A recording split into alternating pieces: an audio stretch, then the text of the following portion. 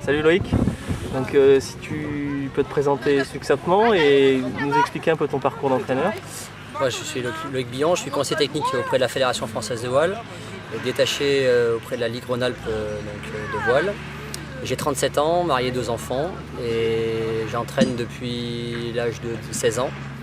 Et j'ai été conseiller technique, je suis conseiller technique depuis 1998. Voilà.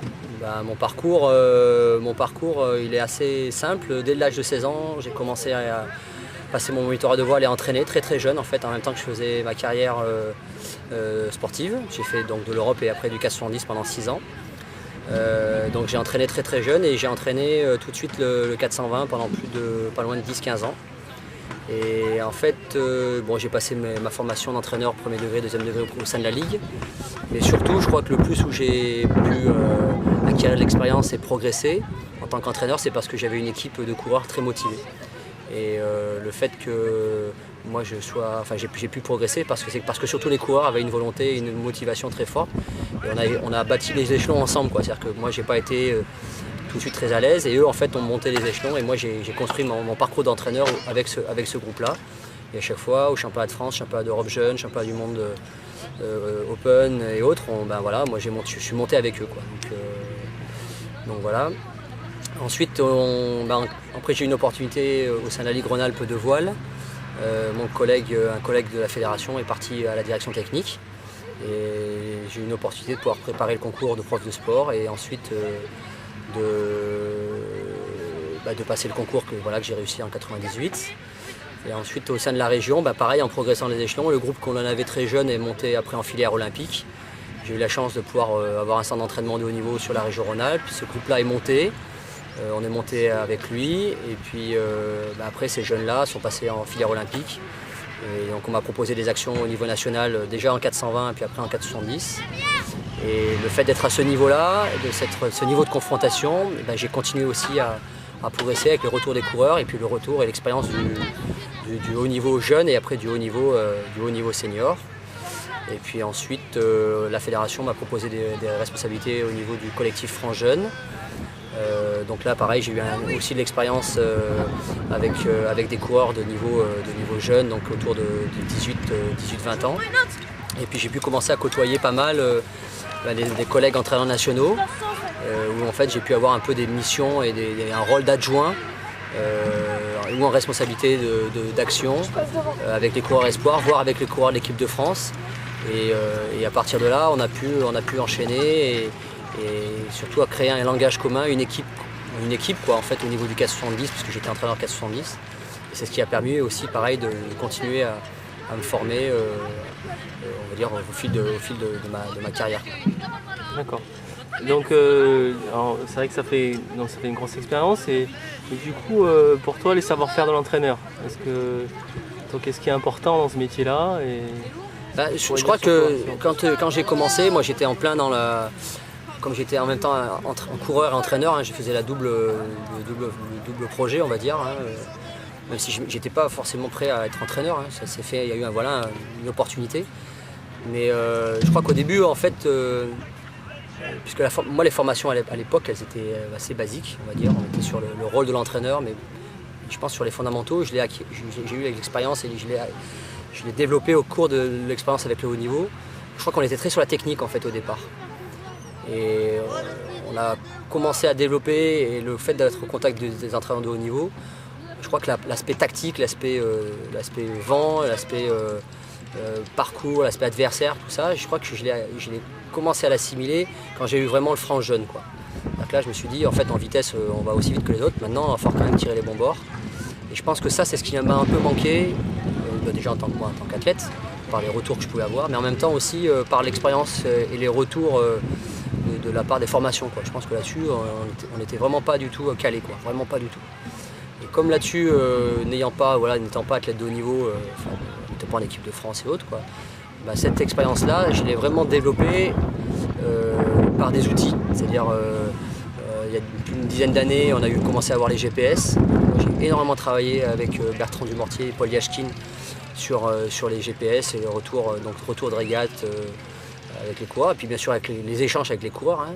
Et puis après par rapport aux repères aussi, je pense qu'on m'a inculqué un certain nombre de repères avec d'autres collègues, Marc Laurent, Marc Boët, Alain Champy, enfin tout un tas de collègues de la filière plutôt double pour nous, qui nous a permis vraiment de voir qu'à un moment donné, voilà, il y avait des aspects tactiques que je n'avais pas et qu'il a fallu apprendre, développer et s'enrichir, quoi. Puis, à partir de là, j'ai réussi à avoir, je pense, c'est pas fini puisque la régate on apprend toujours, mais un peu des modules, quoi, un peu des modules tactiques qui me manquaient et qu'on a pu développer. Je pense que la technique c'était important, mais je crois que ce qui m'a vraiment manqué et ce que j'ai vraiment développé au contact des entraîneurs en fait, quoi, et des coureurs de haut niveau, c'est cet aspect tactique parce que quand on est en région ou dans des régates de ligue, on s'en rend pas bien compte, quoi. Alors qu'à haut niveau c'est fondamental. Donc en fait, aspect technique, aspect tactique, ce sont les paramètres que tu prends en compte qui sont pour toi super importants. Est-ce qu'il y en a d'autres? Alors après ça fait partie dans le métier d'entraîneur. Ouais, dans le métier, après ça fait plus partie de mon, je pense, de mon profil, c'est-à-dire que je suis beaucoup tourné vers l'humain en fait. Moi, je pense qu'à un moment donné, après, bien sûr, l'aspect tactique, l'aspect technique, on en fait quoi. Hein. Il y a des fondamentaux à appliquer. Et puis moi, comment dirais-je, j'aime bien le double, quoi. Voilà, j'ai fait toute ma carrière pratiquement dans le double. Et je crois que le travail de communication, de relation avec les athlètes, le renforcement du projet, je pense que ça c'est important. Et je pense que, je l'avais plus, on va dire, un peu en moi, quoi. C'est-à-dire vraiment d'être très proche des athlètes, du coaching, quoi, en fait. Hein. Vraiment, je pense que l'aspect coaching, très très tôt, ça m'a plu. Et c'est ce que j'ai essayé de développer, alors que je pense techniquement et tactiquement, j'étais moins à l'aise. Voilà, donc maintenant j'ai essayé de renforcer mes points faibles en tactique et en technique, avec des collègues, hein, Marc Laurent, voilà, d'autres. Et puis après, sur l'aspect coaching, voilà, je continue à renforcer avec les entraîneurs. Mais je pense que c'est ce que j'avais un petit peu, quoi, voilà, D'accord. Autre chose à rajouter là-dessus? Donc après, donc ça, toutes ces compétences-là, dans le cadre, tout à l'heure tu parlais en début qu'au départ, il y a 20 ans, quoi, quasiment, ouais, c'est ça. Oui. Les formations d'entraîneurs étaient très branchées sur la technique. Comment toi tu verrais les contenus de formation d'entraîneur, ou comment tu verrais la formation d'entraîneur? Quel contenu il faut le mettre? Moi je crois que ce qui m'a un petit peu manqué, c'est vraiment, on va dire, des modules, quoi, des modules incontournables sur la technique, par exemple. Je pense que la connaissance des gréements, tout ça, à un moment donné, je l'ai appris sur le terrain avec des collègues entraîneurs qui avaient de l'expérience. Et même si on est à un moment donné dans les bouquins, je pense que le fait de le vivre et de le vivre, en fait, ce qui est important, pour moi, c'est au quotidien, quoi. C'est-à-dire qu'on apprend un peu dans l'action. Et qu'on a beau avoir des bouquins, je pense que c'est important de le faire à travers les bouquins. Mais je crois que quand on a des problématiques, c'est bien de les résoudre dans l'action et on apprend énormément. Et je crois que là, c'est important. Voilà, c'est ce qui m'a manqué. Des modules, peut-être météo, vraiment des modules météo, des modules techniques. Et puis après le tutorat, moi c'est ce que je fais depuis maintenant 2 ans et demi, là, depuis que je suis revenu en région. Je fais beaucoup de tutorat avec les entraîneurs. Alors, c'est pas forcément évident. Il faut venir avec, on ne fait pas à la place. Ça c'est important, mais on fait avec eux, on se pose des questions ensemble. Et petit à petit s'engage un dialogue, on apporte de l'expérience, mais eux aussi nous apportent de l'expérience et cet échange-là est important. Et aujourd'hui, pour nous j'ai l'impression qu'il y a un bon retour et c'est ce qui a un peu manqué, je pense, à un moment donné, qu'on puisse être épaulé. C'est pas facile, hein, le tutorat. Il faut avoir une démarche d'écoute, d'échange, de partage. Mais je pense que quand on est sur la même longueur d'onde, c'est hyper enrichissant, quoi. Mutualiser les expériences et les moyens, je pense que c'est très, très riche. Donc des modules, le tutorat, ça c'est quelque chose qui serait pas mal à faire, quoi. En tout cas, c'est ce que j'essaie de faire à mon petit niveau, on va dire, en région. Et c'est ce qui est peut-être intéressant à développer au niveau national. Donc si tu as des conseils à donner à des jeunes entraîneurs, c'est de se rapprocher de personnes plus capées ou Oui, on a la chance au niveau national et même dans les régions, quoi, avoir des gens qui ont de l'expérience. Il y en a de partout, quoi, qui ont dans le dériveur, la planche à voile, le catamaran, et chaque support, chaque expérience est bonne à prendre. Et le fait de parler de nos problématiques et du métier, je pense que c'est hyper enrichissant. C'est facile, on va dire, même très jeune. Moi j'ai connu ça, quoi, pendant quelques années.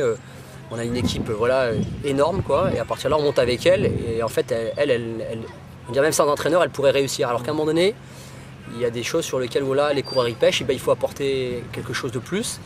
le plus quand on l'a pas, on est un peu limité. Alors le fait de pouvoir l'apprendre avec d'autres collègues qui ont déjà eu ces expériences-là, d'autres supports, c'est un plus.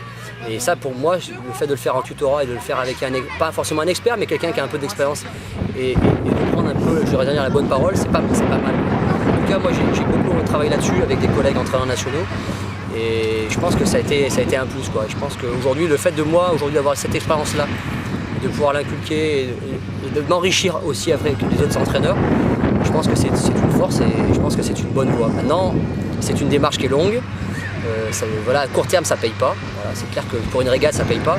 Mais par contre, on inculque des fondamentaux, des valeurs, un langage commun, des schémas tactiques communs. Et pour la durée, c'est super intéressant.